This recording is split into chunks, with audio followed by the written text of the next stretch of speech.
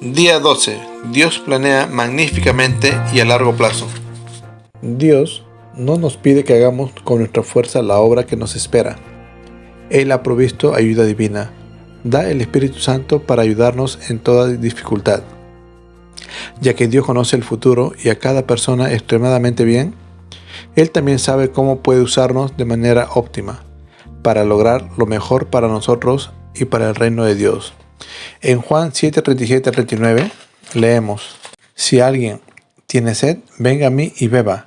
El que cree en mí, como dice la Escritura, aquí está hablando de la primera obra, nuestra nueva vida.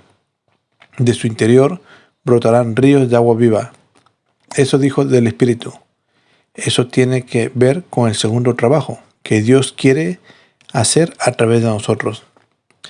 Este texto bíblico significa lo siguiente: si diariamente saciamos nuestra sed y deseo con Jesús, entonces no solo tendremos suficiente agua viva para nosotros, sino que el Señor hará de esta agua viva en nosotros un manantial, una multiplicación, para que los ríos de agua viva puedan fluir de nosotros a otros.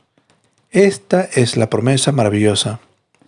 Las tareas que Dios nos ha confiado determinan hasta qué punto podemos influir en nuestro entorno, ya que nadie vive para sí mismo. Nuestros actos no solo nos afectan a nosotros mismos, sino también a nuestro entorno. A veces la influencia de una persona alcanza hasta el fin de la tierra. Dios quiere y puede hacer grandes cosas a través de nosotros si cultivamos una relación íntima con Él. A todo aquel que se ofrece al Señor para servir sin retener nada, se le concede poder para alcanzar resultados sin medida. Quien quiera que haga esto tiene la siguiente promesa en Juan 14:12. De cierto os digo, el que en mí cree, las obras que yo hago, él también las hará, y aún mayores hará, porque yo voy al Padre. La expresión obras mayores significa aquí expansión espacial. ¿Por qué seremos capaces de hacer obras mayores que las de Cristo? La explicación de Jesús fue: porque voy a mi Padre. ¿Qué quiso decir con eso? Después de su ascensión recibió todo el poder en el cielo y la tierra. Una vez más, cuando Jesús vive en mi corazón a través del Espíritu Santo, entonces puede lograr estas grandes obras a través de mí. Echemos otro vistazo a Nehemías, quien fue un ejemplo bíblico positivo. La reconstrucción de los muros de Jerusalén fue idea de Nehemías. ¿Qué motivó a Nehemías, quien no era un experto en construcción, a reconstruir las murallas de la ciudad de Jerusalén? Aunque estaba lejos en Persia y tenía una gran posición, leemos en Nehemías 2:12: lo que Dios había puesto en mi corazón que hiciera en Jerusalén. Elena G. de White comenta: mientras él oraba, el plan se había formado en su mente, la de Nehemías. El trabajo en Jerusalén no fue idea de Nehemías, sino que fue encargado por Dios. Dios había planeado y preparado el trabajo para él de antemano. Dios bendijo a Nehemías enormemente. Al final, su trabajo fue muy exitoso. Nehemías experimentó lo que Elena G. White escribió en Joyas de los Testimonios: Dios hará la obra si le damos los instrumentos. Obstáculo o promotor. Además de Nehemías, ¿quién más jugó un papel importante en el éxito? Elena G. White escribió: entre los primeros que captaron el espíritu de celo y fervor de Nehemías se hallaban los sacerdotes de Israel. Desde la posición de influencia que ocupaban, estos hombres podían hacer mucho para obstaculizar la obra o hacerla progresar. Su pronta cooperación, al comienzo mismo, contribuyó no poco a su éxito. Un corazón indiviso. Nehemías es un ejemplo bíblico de una persona que cultivó una relación íntima con Dios toda su vida. Dio toda su vida con un corazón indiviso a Dios. Dios siempre está buscando a personas así. Leemos en 2 de Crónicas 16:9. Porque los ojos de Jehová contemplan toda la tierra para mostrar su poder a favor de los que tienen un corazón perfecto para con él. Ese es el prerequisito, un corazón indiviso, para que el poder de Dios pueda trabajar a través de nosotros. Nuestra completa entrega y nuestra vida con el Espíritu Santo hacen posible que el Señor trabaje poderosamente a través de nosotros. No es sino hasta que nuestra nueva vida esté en marcha.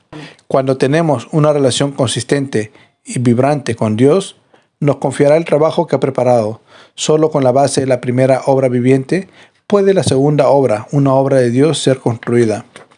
Si la nueva vida no ha comenzado todavía o deja de existir, entonces nuestro trabajo se hace solo con la fuerza humana, acompañada de todas las limitaciones y problemas humanos. Otro ejemplo, el rey Asa. Durante la mayor parte de su vida, Asa confió en Dios y siguió su dirección, pero hacia el final de su vida siguió su propio camino. Lo demostró, por ejemplo, cuando le pidió al rey asirio Ben-Hadad ayuda militar en lugar de pedírsela a Dios. Cuando Dios envió al vidente Hanani a decirle a Asa las consecuencias negativas de sus necias acciones, el rey se enfadó tanto que lo metió en la cárcel. De la misma manera, 3 años después, cuando Asa se enfermó, no fue a Dios, sino que confió en sus médicos. Como Asa se negó a permitir que el Espíritu de Dios le guiara, Dios le retiró su ayuda. Si lo pensamos, Asa fue un rey fiel durante 35 años y tuvo experiencias extraordinarias con Dios, y aún así, los últimos 6 años de su vida, él era un seguidor de Dios cuestionable. Solamente podemos orar: Señor, ayúdame a permanecer fiel a tus caminos hasta el final de mi vida. La Biblia dice lo siguiente acerca de Satanás, el cual engaña al mundo entero. El apóstol Pablo nos dice: así que el que piensa estar firme, mire que no caiga. Queremos ver otro ejemplo, esta vez de la historia adventista, para nuestra protección y como una advertencia. ¿Qué efecto tiene el trabajo de Dios cuando me desvío de la fe paso a paso y sin embargo permanezco en el servicio? Tal vez podamos preguntarnos ahora, ¿es posible que alguien que ha trabajado para Dios deje de ser guiado por su espíritu? El doctor John Harvey Kellogg fue un médico muy talentoso y una personalidad prominente en nuestra iglesia y en los Estados Unidos. A lo largo de los años, ese hombre inteligente ignoró, por ejemplo, el consejo de Dios sobre la construcción y dirección de un sanatorio. Dios permitió que el sanatorio de Battle Creek se quemara hasta los cimientos y que el nuevo sanatorio, construido bajo el liderazgo de Kellogg, llegara a estar en bancarrota. Desafortunadamente, durante el tiempo que trabajó como médico para la iglesia, desarrolló extraños puntos de vista teológicos que al principio difundió verbalmente. Como resultado, engañó a muchos miembros de la iglesia. Después de un tiempo, Kellogg quiso publicar un libro que fue rechazado por nuestros líderes porque contenía enseñanzas falsas. Posteriormente, Kellogg decidió imprimir el libro pagando él mismo los gastos. Le entregó a nuestra casa publicadora, la Review and Herald, la misma que por algún tiempo también había estado imprimiendo para personas ajenas al adventismo un pedido de 5,000 copias. La editorial estuvo de acuerdo. Dios intervino directamente y dejó que la casa publicadora fuera destruida por un horrible incendio. Como consecuencia, Kellogg envió su manuscrito a una editorial externa para ser impreso. Solo la eternidad mostrará cuánto daño hizo Kellogg al trabajo de Dios, especialmente entre los jóvenes, hasta que finalmente abandonó la iglesia. En este caso, ni siquiera necesitamos preguntar si trabajó para Dios con sus propias fuerzas o si Dios fue capaz de trabajar a través de él.